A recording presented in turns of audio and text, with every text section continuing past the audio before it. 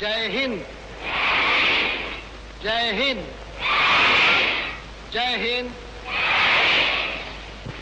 Jai Hind. Jai Hind. Jai Hind. Jai Hind. Jai Hind. Jai Hind. Jai Hind. I am overjoyed to see that you have already realized that the responsibility of winning freedom does not rest merely on the shoulders of our countrymen at home. It is but natural that they should bear the brunt of the burden, and they have been doing so already. But at the same time, every Indian, no matter where he may be living at the present time, has a duty towards his country, and he must contribute his due share towards the final victory.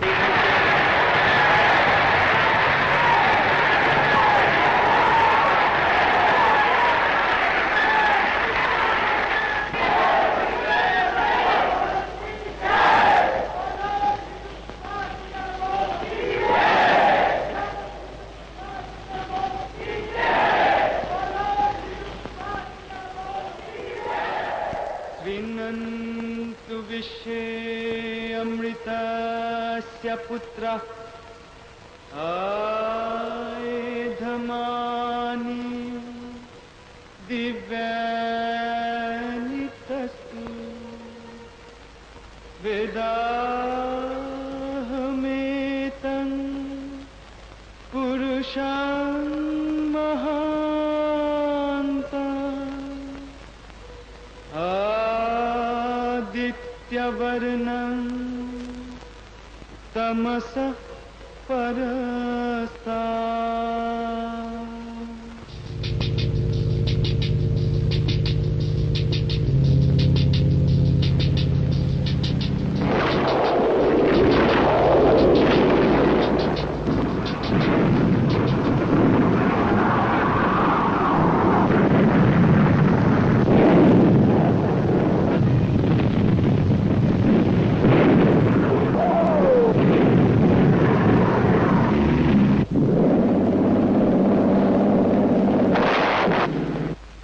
On 2nd July 1943, a man arrived in Singapore.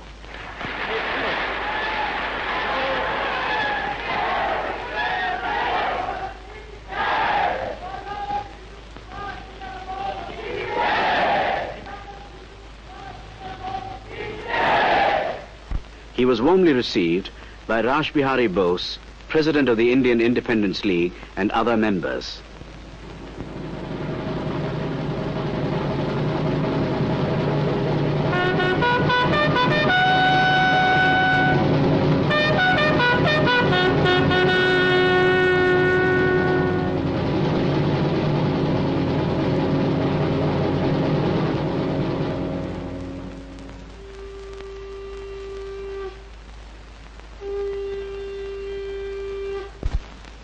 To those who were on hand to greet this man, a great destiny was shaping itself.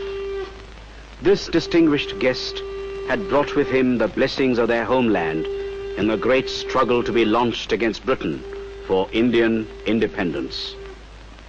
Rash Bihari Bose declared, As promised now,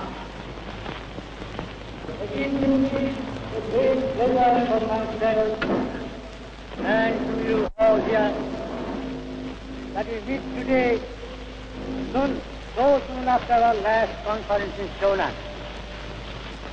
But events are marching past these days, and our movement for the sacred cause of Mother India has made enormous strides in the 2 months since our conference at the end of April. Today, we are on the eve of the most vital, the most decisive phase of our fight for the freedom of our motherland. And I am confident that we are on the threshold of victory. When I left Shonan for Tokyo towards the end of May, I told you that I would be back in about 6 weeks, and I am here now. Friends and comrades in arms, You might ask me what I did in Tokyo for our cause, what present I have brought for you. Well, I have brought for you this present.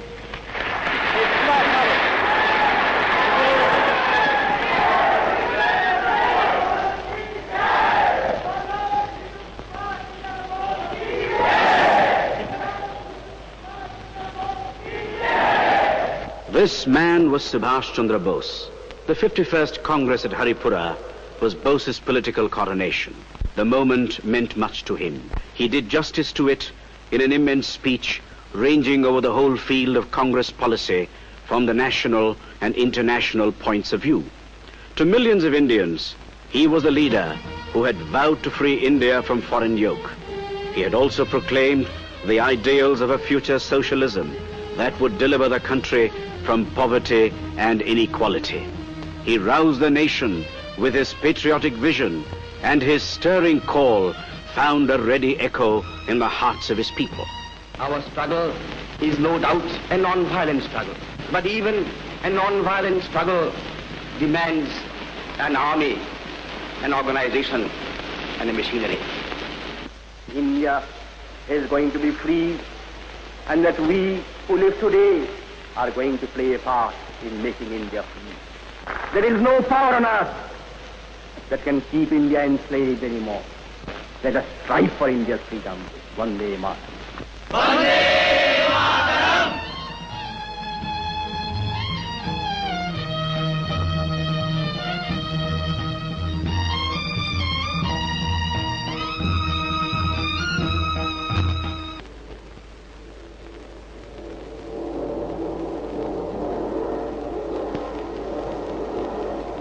To him, at this moment, Gandhi was a revered Mahatma and the architect of Indian independence.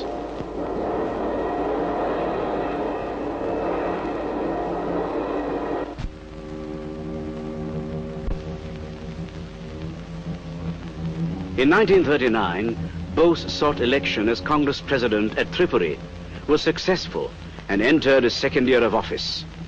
But he had come to the parting of ways. Differences with Mahatma Gandhi were becoming too severe for him to retain his office. For there was no compromise in Bose's makeup, no middle way, no shades between light and dark. He was essentially a man of action and wanted to force the issue of Indian independence with the British at once. Such a man was born on the morning of 23rd January, 1897.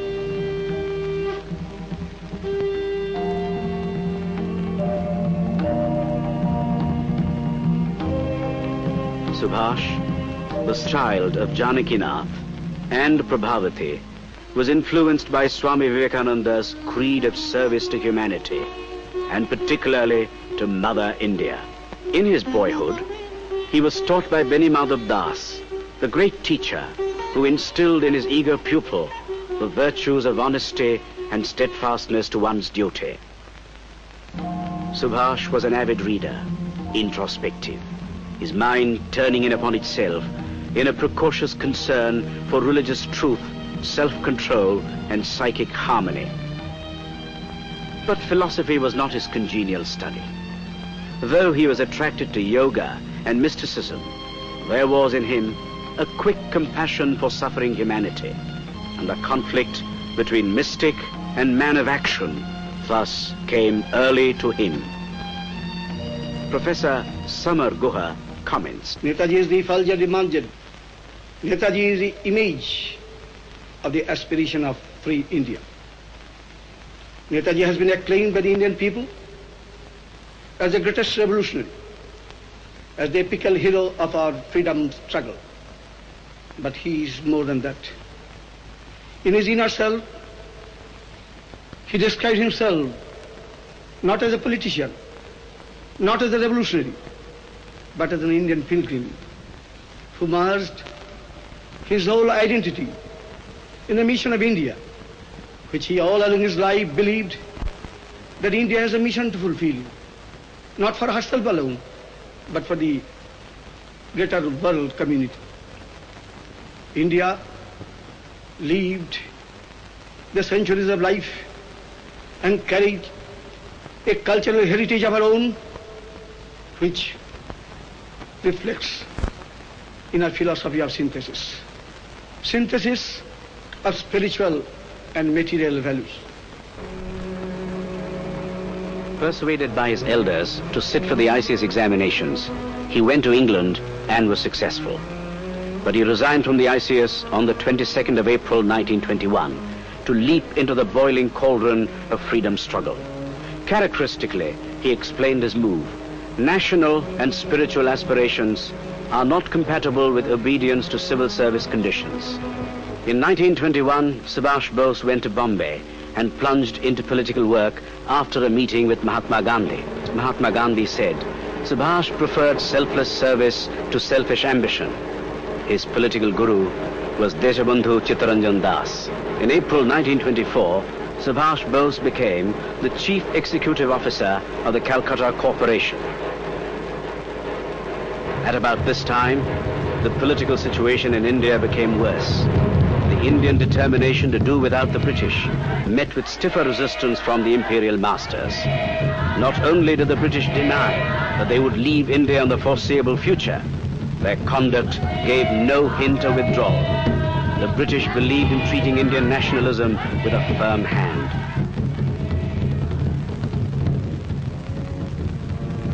This was the atmosphere of Subhash Bose's entry into Indian politics in 1921. His appeal to the youth of the land was enormous. It was from the ranks of the young that he recruited more visionaries and patriots to forge the strong links of national independence. In 1924, he was arrested as one of the suspected terrorist leaders, and in 1925 was transferred to the fort of Mandalay in Burma. In June, he mourned the sudden death of C.R. Das. This was a cataclysmic loss to Bose, as never before he was on his own.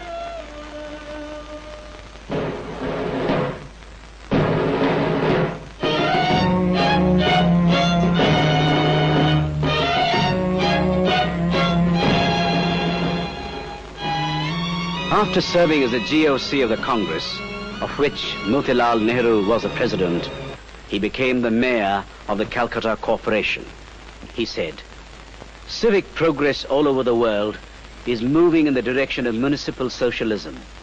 The real school of democracy is local self-government. In 1932, he was exiled to Europe. He went to Vienna for the medical treatment recommended by his doctors. There, Bose met Mr. Vittalbhai Patel, a great congressman and patriot. At the end of 1934, Bose flew to India to see his ailing father, but reached home too late to see him alive. And he sailed again to Europe on January 10th, 1935. During this year, his health was generally restored, and by its end, the urge to re-enter the struggle in India was irresistible. Bose returned as Congress President in 1938. At the age of 41, he became the President of the Congress, and his reputation as a political leader was second to none. Subhash Bose realized the necessity of Congress unity, but at the same time, he meant to mold its policy if he could. He was a rebel president of the Indian National Congress, but by April 1939, he had come to the parting of ways. Rabindranath Tagore, the national poet, conferred on him the title of Deshanayak, or Savior of the Land. Meanwhile, war clouds had gathered over Europe, and Britain was involved in a titanic struggle for the might of the German Empire. Bose applied Tilak's formula and said that Britain's difficulty was India's opportunity.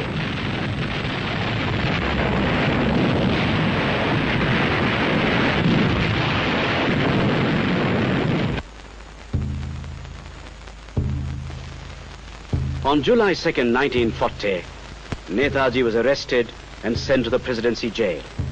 But he had to get out of prison. He announced he would starve himself to death. He declared, "Release me, or I shall refuse to live."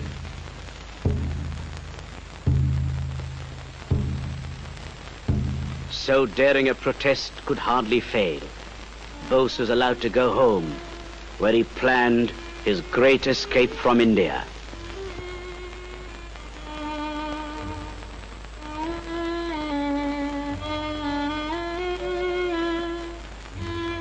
In the early hours of 17th January 1941, a car drew up before his residence, and accompanied by his nephew Sisir, he escaped.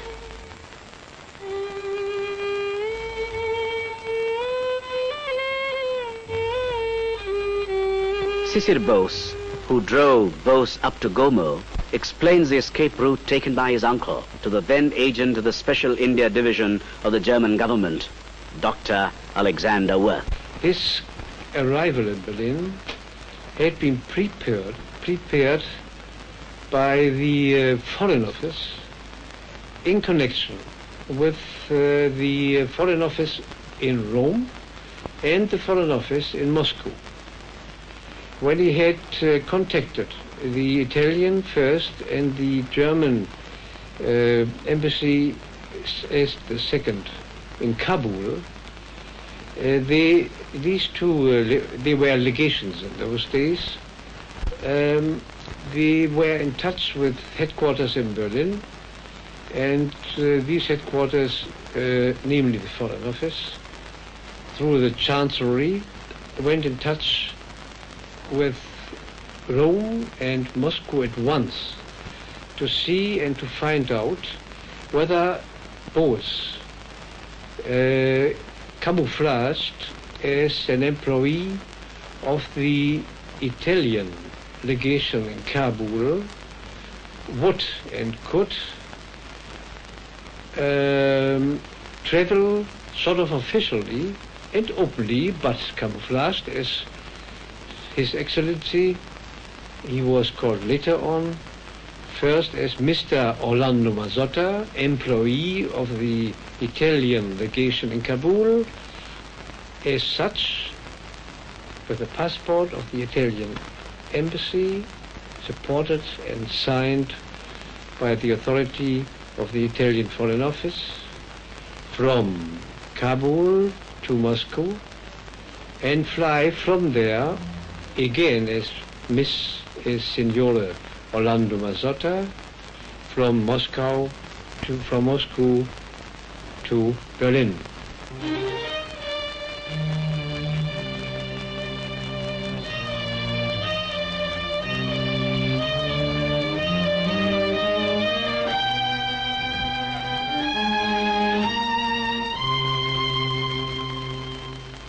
Netaji reached Berlin and addressed the Indian independence meeting in German.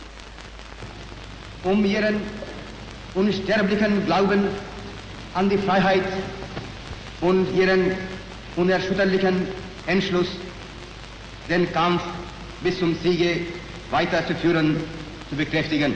In diesem Kampf, der für Indien ein Kampf um Sein oder Nichtsein ist, kann es nur einen Ausgang geben, unseren gemeinsamen Ziel. Lang leben die Dreifachmächte und ihre Verbündeten. Lang lebe das freie Indien.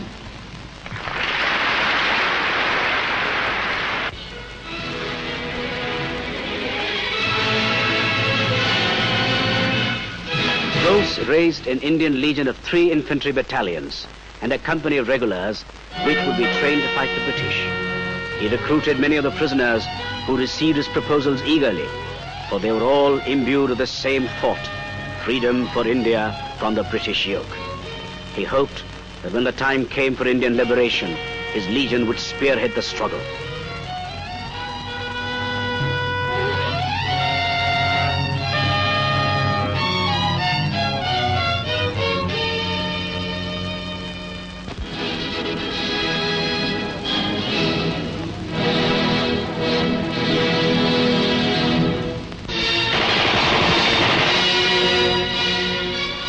Here we may ask why Netaji chose to go to Berlin. Mr. Asian Nambiar, Bose's ex-colleague, answers. Because Germany was the principal country fighting Britain. Is it? his attitude towards Hitler government? He was critical of Hitler government, but he did not worry very much about the ideological side of the Hitler government. He was only thinking the National Socialist government, the German government, in terms of one opposing Britain. And it's very likely and even probable, as his good friend Lothar Frank told me once, and he stated in his book of Dr. Wirth, that if Soviet Union had been fighting Britain, he might have, instead of coming to Berlin, gone to Moscow. Bose's idea in organizing the INA in Europe is explained by another ex-colleague of Netaji, Dr. J.K. Banerjee. Europe in war, here you have the clue why INA was organized in Europe. Simply put, the plan was to obtain military aid from the enemies of our enemy for putting an end to British rule in India. I would prefer, however, to let Netaji himself speak as to how he saw the role of the INA. Netaji never thought of the INA as a purely military instrument capable of liquidating all by itself the securely entrenched British Raj. Netaji saw the INA in its historical context as an integral part of the final episode in the unfolding drama of India's long struggle for freedom. INA was to be a catalyst, turning the freedom movement within India into an irresistible wave, sweeping away the political, economic, and social underpinnings of Britain's Indian establishment.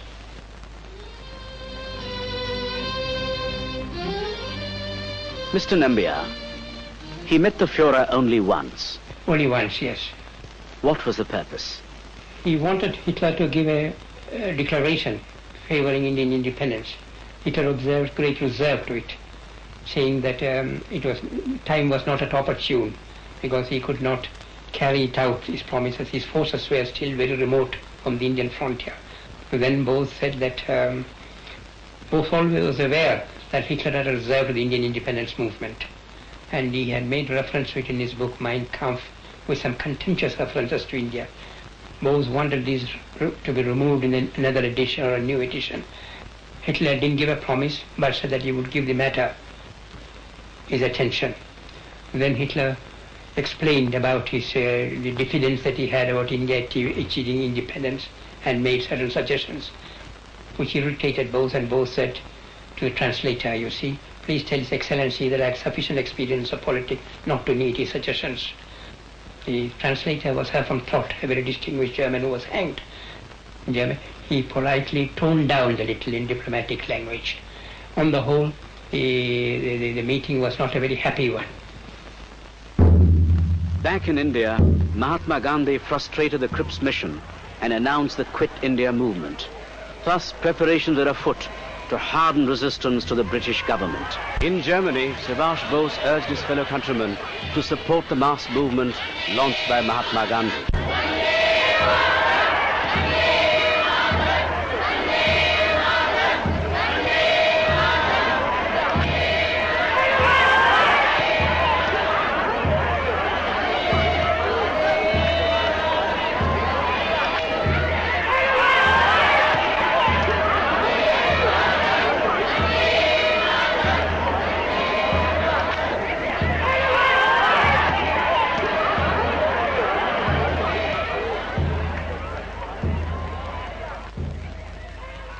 From Germany, Subhash Bose decided to go to the Far East. He was disillusioned about the promised German aid to his enterprise. Hitler's attack on the Soviet Union upset him. Nothing more was to be gained by remaining in Berlin. Therefore, he left Germany in a submarine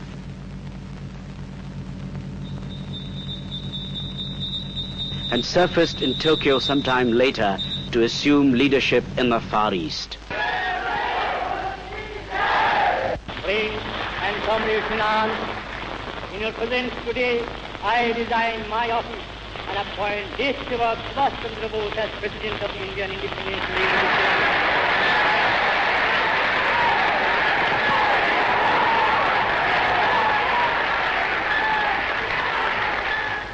From now on, Subhash Chandra Bose your president, your leader in the fight for India's independence. And I am confident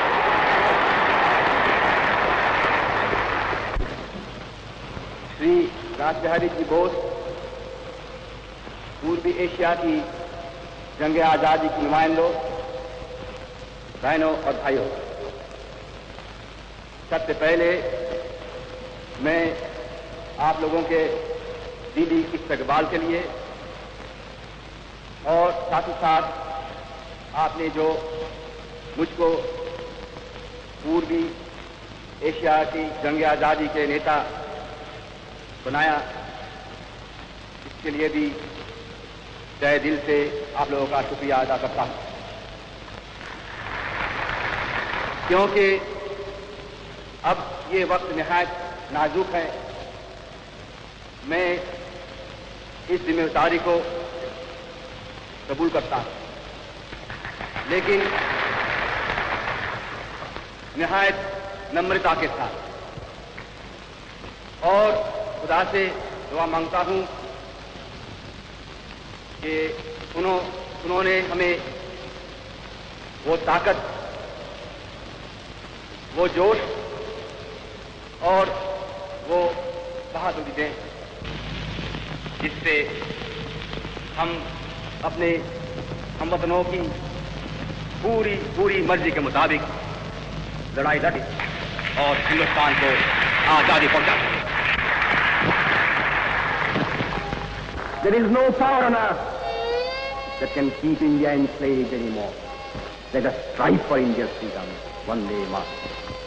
इसलिए ये काम अगर करना है, इस provisional government of India कायम करना है, तो हिंदुस्तान के बाहर हो सकता है, अंदर नहीं हो सकता। और अब देखेंगे कि दुनिया की तारीख में भी ये नई बात नहीं है। दूसरे इनकलाब में, तो इस जंग में देखो स्लोवेनिया ने क्या किया था। उन्होंने पेरिस और लंदन में जाकर पहले मरतबा उन्होंने जो प्रोविजनल गवर्नमेंट हुआ कायम किया, और इसका 100 मैं मिसाल में दे सकता हूं। ये तारीख की कुछ नई चीज नहीं है, लेकिन हिंदुस्तान की तारीख में एक नई बात है। और हमारे हमवतनों को हम बताया जाएंगे कि ये काम तुम्हारे लिए करना है, लेकिन क्योंकि अंदरूनी हालत ऐसी है तो नहीं कर सकते, हमें करना है। लेकिन इस आरजी हुकूमत का मकसद क्या होगा? सिर्फ लड़ना और हिंदुस्तान को आजाद करना। हमारे सामने एक ही प्रोग्राम रहेगा, फाइटिंग प्रोग्राम। लड़ाई का इंतजाम करना, लड़ाई शुरू कर देना और कामयाब करना लड़ाई। जब हम फिर लाल किले दिल्ली में जाकर वहां हमारे विक्ट्री परेड करेंगे,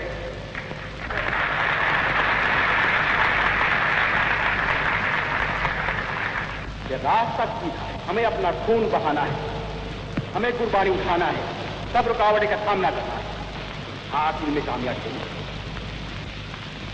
इस रास्ते में हम क्या देखें? हम सब गुलाम हैं। हमारे हाथ में है क्या? हमारे रास्ते में आएगी भूख, प्यास, तकलीफें, मुसीबतें, मौत। कोई नहीं कह सकता है जिन लोग इस जंग में शरीक होंगे उनसे कितने लोग निकलेंगे जिंदा होगा। कोई बात नहीं है हम जिंदा रहेंगे या तो मरेंगे, कोई बात नहीं है। बात कोई सही बात यह है, अहम बात यह है, आखिर में हमारी कामयाबी होगी, हिंदुस्तान आजाद होगा।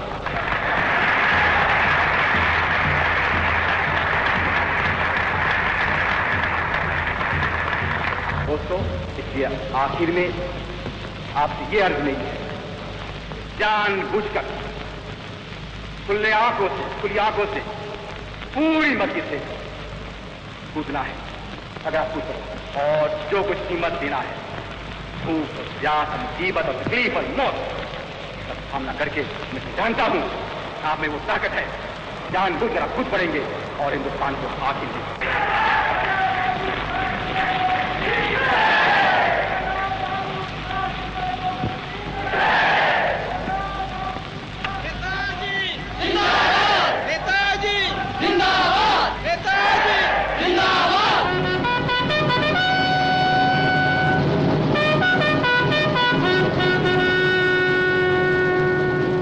He assumed personal command of the Indian National Army on July 25th, 1943.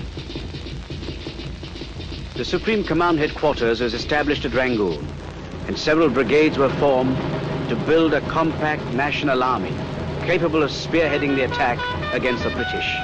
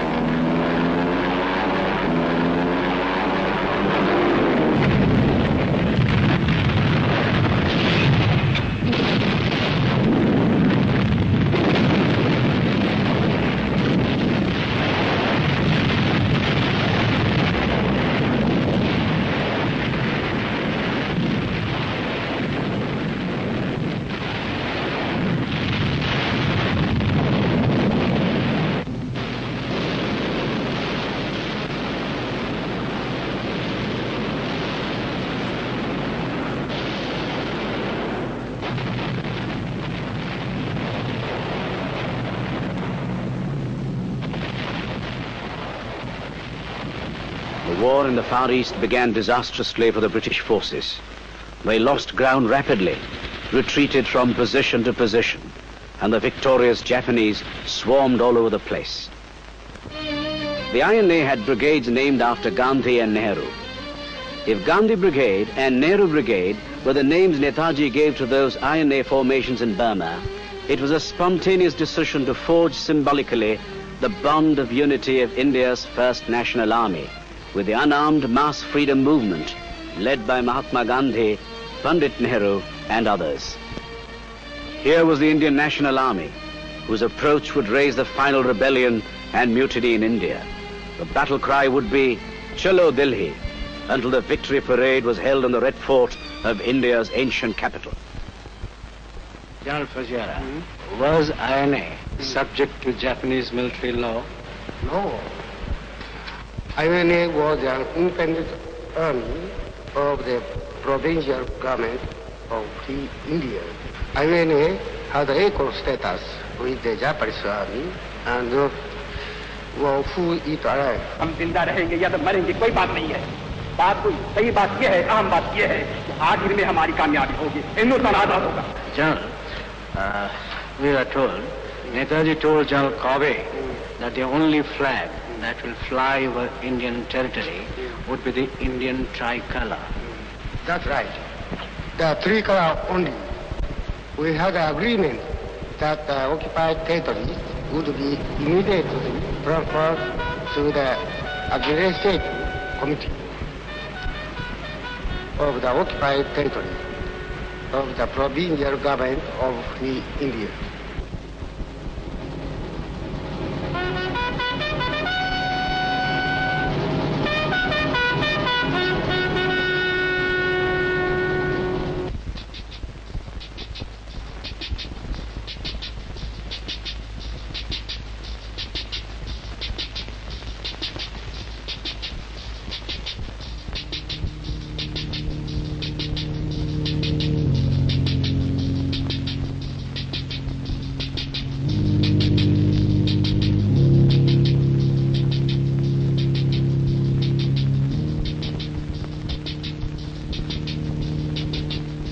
According to General Fujiwara, after the Japanese occupation of the Andaman and Nicobar Islands, control of the territories was transferred to the Azad Hind government under the terms of the agreement.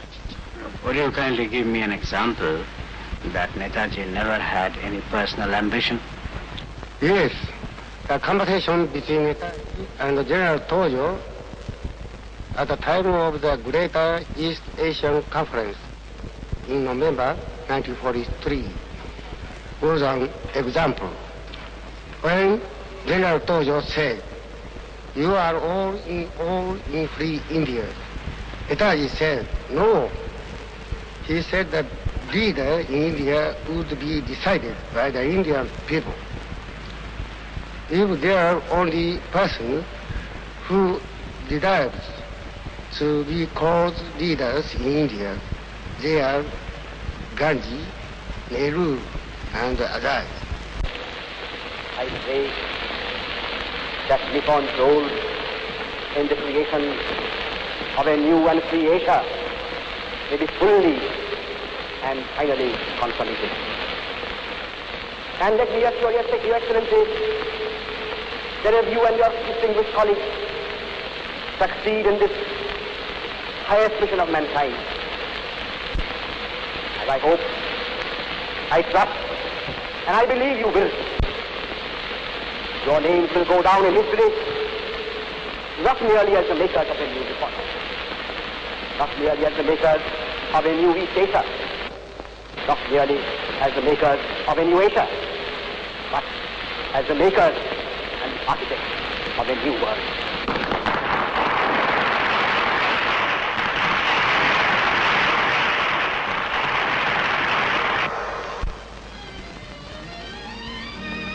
Subhash Bose knew and honored every individual member of the INA. He maintained contacts with every individual of the army. He displayed effective leadership by establishing rapport with every one of them. He did not hesitate to honor them on every available occasion. All this endeared him to the army, and they were ready to follow him to a man.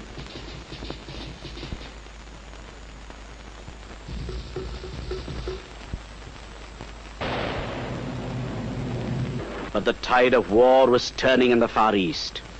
The Japanese army was wilting under the determined attacks of the British, who had now been joined by the Americans in the Malayan theater of war.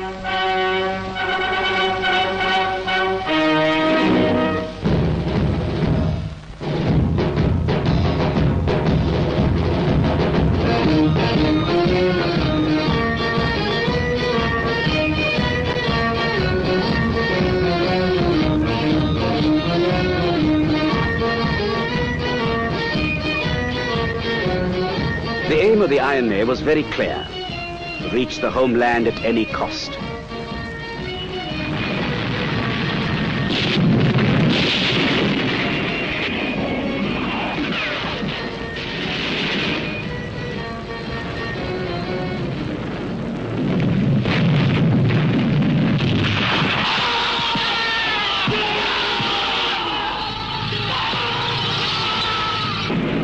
No sacrifice was great.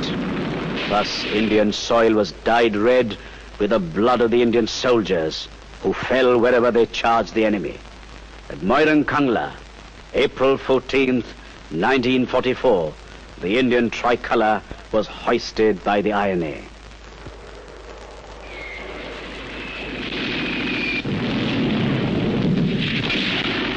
British and American forces began to gain ground, and the beleaguered Japanese began to retreat. In the wake of the terrible war that was fought, arson and loot became common occurrences.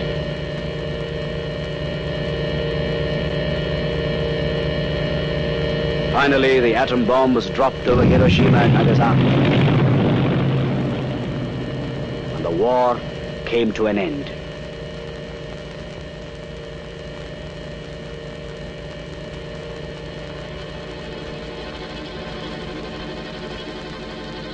The Japanese signed the instrument of surrender.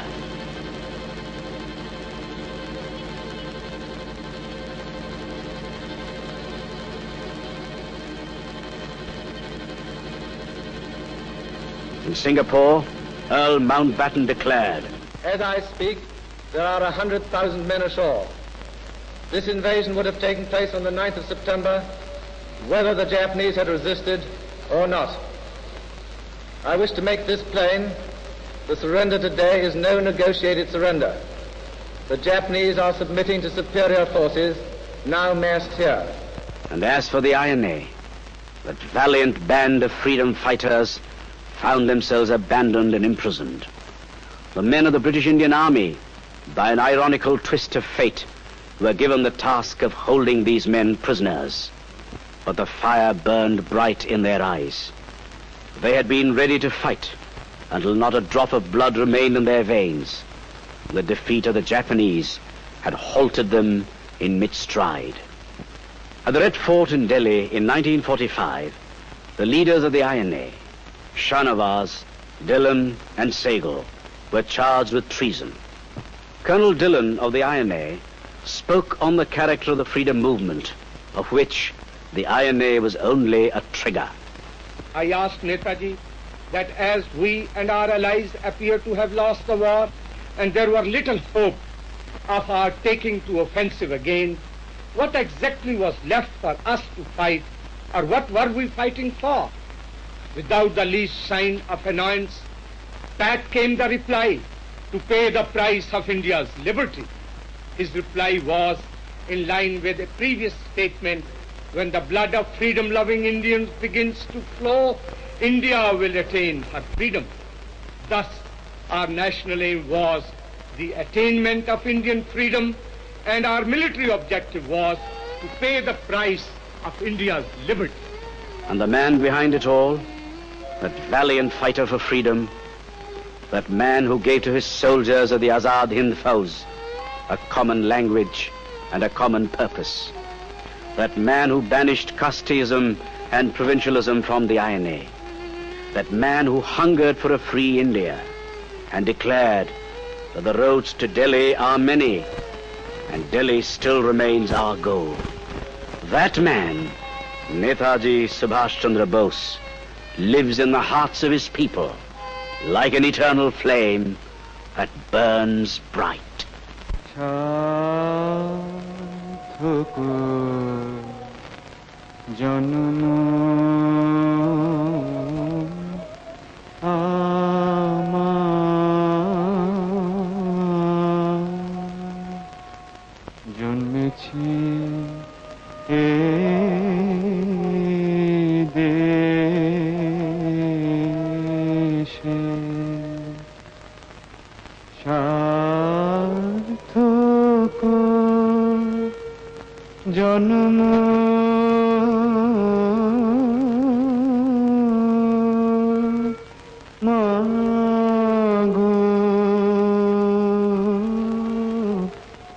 Shoma